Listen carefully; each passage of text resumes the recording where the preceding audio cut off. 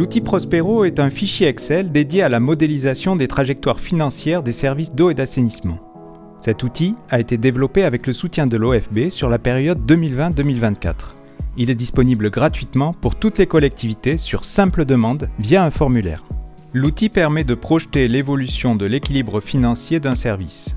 Pour établir ces projections, il intègre des volets de modélisation portant sur les recettes avec la prise en compte des tarifs, des abonnés et de leur consommation, les dépenses d'exploitation, la dette des services et un volet de modélisation des programmes pluriannuels d'investissement. Les collectivités peuvent utiliser l'outil pour ajuster leur politique tarifaire en lien avec leur programme d'investissement. Il est par exemple possible d'explorer un scénario dans lequel l'évolution du tarif est bloquée. L'outil permettra alors de déterminer dans quelle mesure les opérations d'investissement devront être repoussées ou abandonnées. Dans un deuxième scénario, la collectivité peut étudier comment la trajectoire tarifaire doit évoluer afin de réaliser tout le programme d'investissement sans restriction. Les scénarios prennent toujours en compte le niveau de dette initiale et le niveau d'endettement jugé acceptable par la collectivité.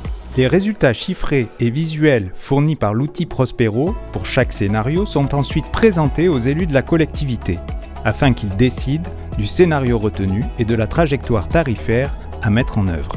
En plus de cette utilisation fréquente de réalisation d'un programme pluriannuel d'investissement d'un service, l'outil Prospero peut être utilisé pour redresser une situation financière préoccupante ou pour tenir compte de changements importants du service. Ces changements peuvent être par exemple l'intégration de nouvelles communes dans le périmètre du service, ou des changements portant sur le mode de gestion, ou encore l'analyse des conséquences financières de la réalisation par le service d'activités jusqu'alors confiées à des prestataires.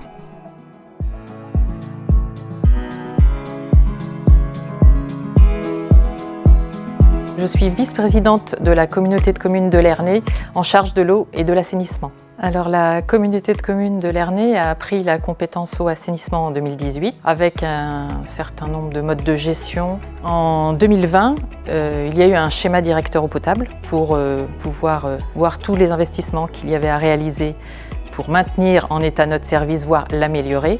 Et suite à cela, le résultat a été qu'il y avait un nombre d'investissements très important et très coûteux à réaliser sur une période assez longue. Donc, les élus ont décidé de faire une prospective financière et de voir quel serait ce qu'il y aurait à mettre en place au niveau investissement, au niveau emprunt, l'évolution du tarif de l'eau aussi pour pouvoir supporter tous ces investissements. C'est l'outil Prospero qui a été utilisé pour pouvoir avoir plusieurs scénarios. Donc, il y avait un premier scénario, c'était avec un tarif plutôt contraint, pour voir les investissements qui pouvaient être réalisés en maintenant ce tarif. Et un deuxième scénario où on réalisait l'ensemble des investissements sur 10 ans avec la partie emprunt par rapport à la capacité qu'avait la collectivité à faire des emprunts et l'évolution du tarif de l'eau. Donc les élus ont beaucoup réfléchi là-dessus.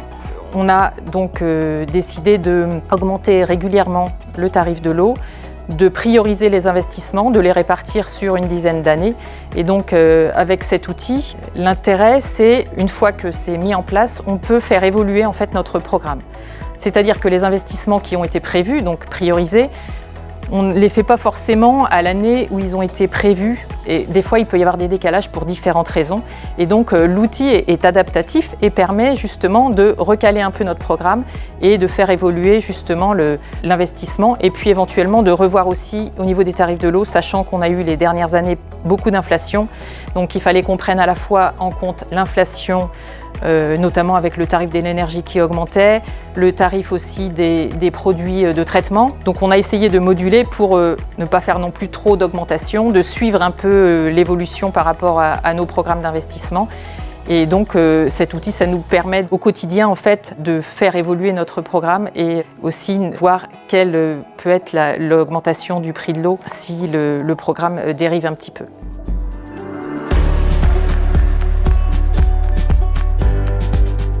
L'historique de la sollicitation de l'OIE sur ce domaine. Nous, en fait, on avait la fusion de 3 communautés de communes, dont l'une disposait de la compétence assainissement. Donc l'enjeu c'était est-ce qu'on étend cette compétence assainissement à tout le territoire ou au contraire est-ce que c'est une rétrocession aux communes. Du coup on avait 1 an pour se décider puisque en fait c'est une compétence optionnelle et l'étude devait guider les élus à faire ce choix d'harmonisation de la compétence assainissement et surtout comment structurer le service, avec quelle base budgétaire. Donc il fallait fusionner 21 budgets. Donc c'est vrai que c'était déjà assez colossal. Ça a été pour l'étude déjà beaucoup de chiffres, beaucoup de données à intégrer. La lisibilité, c'était quel était le niveau de redevance qu'il fallait fixer pour un service que l'on dimensionne de quelle manière. Et ensuite, en termes d'investissement, qu'est-ce qu'on peut se permettre ?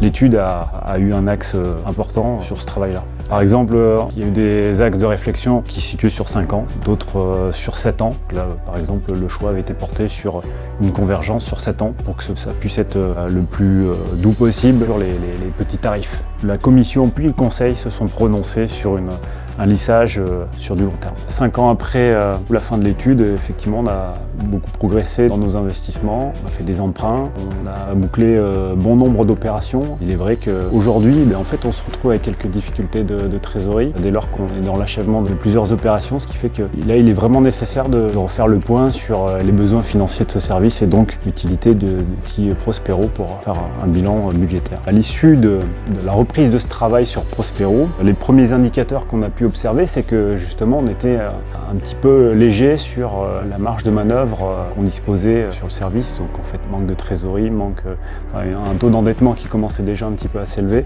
Il était important justement de rediscuter de la notion du niveau de la redevance. Donc j'ai pu présenter différents scénarios qui permettent de donner plusieurs axes de réflexion. Soit on reste sur du maintien tarifaire et on va être obligé de rester sur un niveau allégé d'investissement ou on permet d'augmenter la redevance et on maintient un rythme d'investissement soutenu. Ça permet aux élus de vraiment se donner des axes de réflexion sur plusieurs années à venir. Donc là notamment une réflexion sur 10 ans.